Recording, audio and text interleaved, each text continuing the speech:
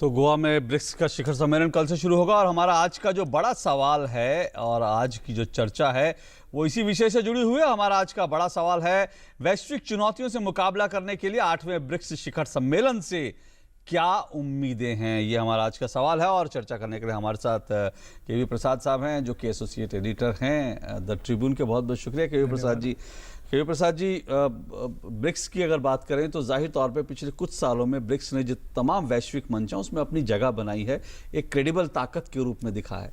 भारत में है ब्रिक्स शिखर सम्मेलन और इस वक्त अगर दुनिया की अर्थव्यवस्था देखें, आतंक के मसले पर देखें, बहुत कुछ चल रहा है। क्या देखते हैं आप, किस दिशा में हम जा रहे हैं? देखिए, जो ब्रिक्स का जो स्थापना हुई थी वो मूलतः आर्थिक उस पे हुई थी, लेकिन जैसे अभी आपने सुना भी, अमर सिन्हा साहब जो बोल रहे थे कि कई और मुद्दे जुड़ते चले गए जो कि कंटेम्प्रेरी इश्यूज हैं और हर राष्ट्र अपने से जूझ रहा है। और तो वो आर्थिक तो है ही प्रगति। और अगर आप 2015 की बात देखें आर्थिक बतौर, सबसे ज्यादा अगर किसी ने आर्थिक प्रगति की वो भारत ने की है। बाकी सभी ब्रिक्स देशों की अर्थव्यवस्था, सिर्फ चीन थोड़ा सा है, वो 1-2% का था।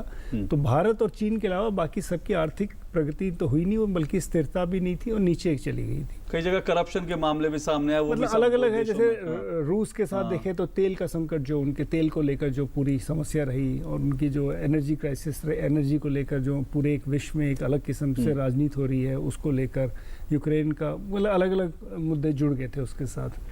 ब्राज़ील में अपनी परेशानी रही, पूरा करप्शन जिसके आपने जिक्र किया, वो चूँकि ओलंपिक से पहले वहाँ इतना मूवमेंट चला था इसको लेकर, उनकी जो राष्ट्रपति दिल्मा रूसेफ के खिलाफ अभियोग का कार्यक्रम की बात उनके पार्लियामेंट में चली, कई सारी चीज़ें। अब रहा सवाल भारत का जो पूरा दारोमदार रहा है पिछले उरी अटैक के बाद, जैसे आपके संवाददाता भी बता रहे थे कि आतंकवाद के खिलाफ किस तरह से रवैया अपनाए। ब्रिक्स एक मजबूत आवाज़ है, आर्थिक तो रूप में है ही, लेकिन Brazil, Russia, China, India, south Africa जिसे इमर्जिंग इकोनॉमीज के नाम स्वरूप दिया गया। तो भारत चाहेगा कि आतंकवाद के खिलाफ एकजुट होकर एक आवाज़ निकले। और जो अलग अलग रिपोर्ट्स निकली है उसमें एक बात ये निकल के आई कि भारत चाहेगा कि हम किसी परिभाषा में ना फंसें, क्योंकि जो पूरी तैयारी थी कि परिभाषा क्या हो, आतंकवाद किसे कहेंगे। क्योंकि आपको याद हो कि 2014 में प्रधानमंत्री मोदी जब यूएन में बात की थी, उन्होंने कहा था जो भारत का 20 साल से एक निलंबित पड़ा हुआ है कॉम्प्रिहेंसिव टेररिज्म के ऊपर एक ट्रीटी बात, उस पर कॉम्प्रिहेंसिव कन्वेंशन इंटरनेशनल, उसके ऊपर उन्होंने कहा कि हम ये तक फैसला करें कि आतंकवाद है कि परिभाषा ही नहीं तय है। बिल्कुल। तो अब भारत का जो निकल के आ रही है कि चाह रहे हैं कि इस पे ना, इस विवाद में ना फंसते हुए हम एक आतंकवाद के खिलाफ एक स्वर निकले।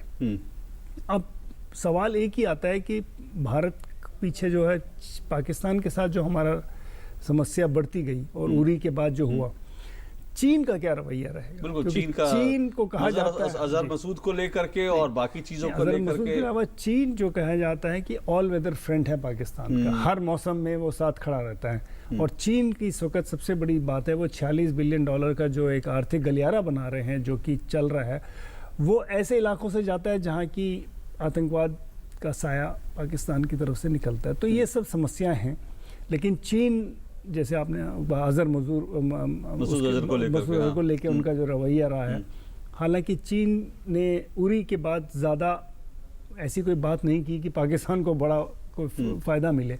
अंतर्राष्ट्रीय मंच में भारत की जो प्रयास रहा है कि आप कूटनीतिक तरीके से कि पाकिस्तान को आप एक तरह से आइसोलेट करें इस पूरे मुद्दे पे, वो काफ़ी हद तक वो दिखा है। लेकिन सार्क से जैसा संदेश गया था वो तो हम यहाँ पे उम्मीद उस तरह का, जैसे क्योंकि हम बार बार चीन की बात कर रहे हैं जी, चीन की मौजूदगी में उस तरह का संदेश तो शायद देना मुश्किल होगा जैसा अब तक चीन का रवैया लगता है।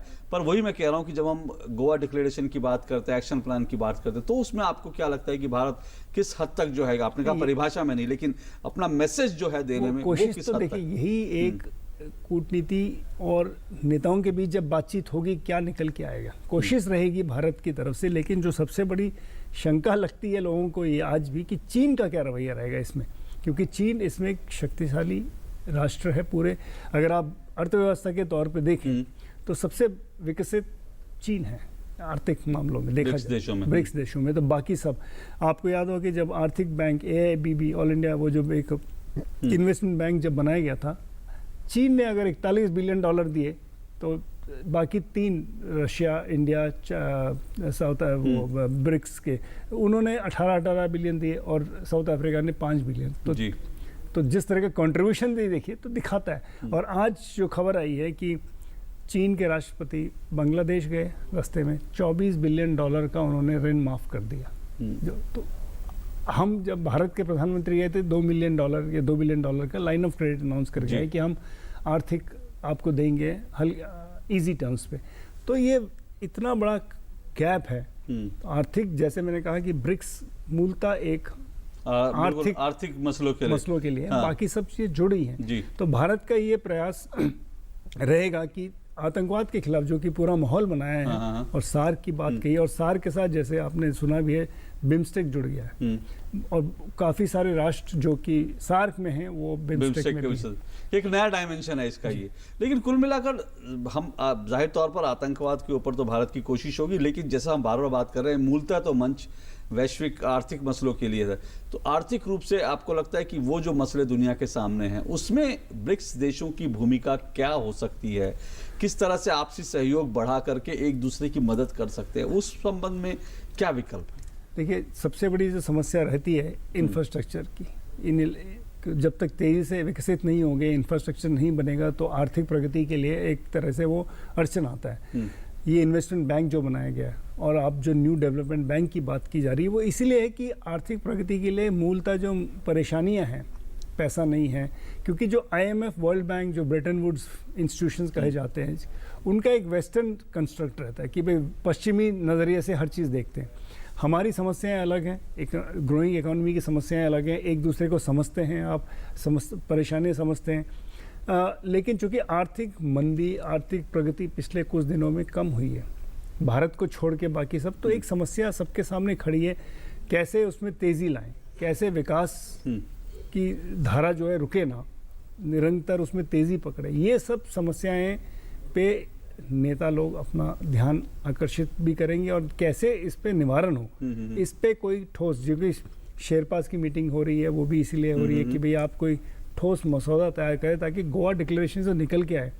एक तो ये कि जो अब तक ले चुके हैं फैसले, उसमें क्या प्रगति हुई है, क्या उसमें अमन हुआ है, क्योंकि सिर्फ फैसले लेने से क्या होता है, जब तक आप उसमें अमल नहीं होगा तो फायदा क्या है। तो उस पे जो प्रगति हुई है उसमें अगर कोई परेशानी आ रही है तो उसको कैसे दूर किया जाए, ये सब चीज साथ साथ चल रही है। मुक्त व्यापार क्षेत्र की भी चर्चाएं चल रही हैं, मतलब बहुत अभी तो दूर की कौड़ी लगता है, लेकिन इस तरह की चर्चाएं होने लगी हैं।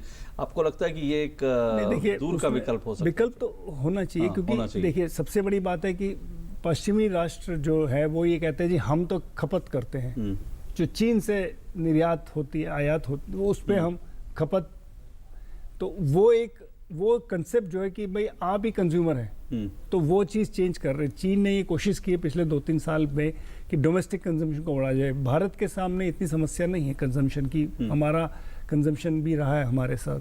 तो एक ये है कि आप पड़ोसी राज्यों को, पड़ोसी राष्ट्रों को अगर आप मदद करें उनके आर्थिक सुधारों के लिए, उनका सामान जो ट्रेड है, मेरे ख्याल से अगर 3.6 बिलियन लोग हैं इस पूरे 5 मतलब विश्व का आधा समूह मान के चलिए, 20% से ज्यादा GDP वर्ल्ड का ये इन 5 राष्ट्रों के बीच में। तो आप समझ सकते हैं कि आर्थिक प्रगति, आर्थिक रूप, और जैसे आपको याद होगा ये पूरी कल्पना की गई गोल्डमैन सैक्स के इकोनॉमिस्ट के वक्त कि ये इमर्जिंग इकोनॉमिस्ट, पहले ब्रिक था, उसके बाद साउथ अफ्रीका आके ब्रिक्स बना, तो वो पूरी जो उस पर फाउंडेशन वही है। सब समझते हैं कि इकोनॉमी को आपने ग्रो करना है, और जब तक आर्थिक विकास नहीं होगा तो लोगों को गरीबी से ऊपर कैसे उठा के लाएं। इसलिए ये बड़ी चुनौती है, देखना है। और उस विकास में आतंकवाद भी जाहिर तौर पर एक बड़ा रोड़ा होता है, तो इसलिए भारत की कोशिश है कि आतंकवाद के मसले पर भी ठोस बात हो। बहुत बहुत शुक्रिया के.वी. प्रसाद जी, आपका शुक्रिया आपका।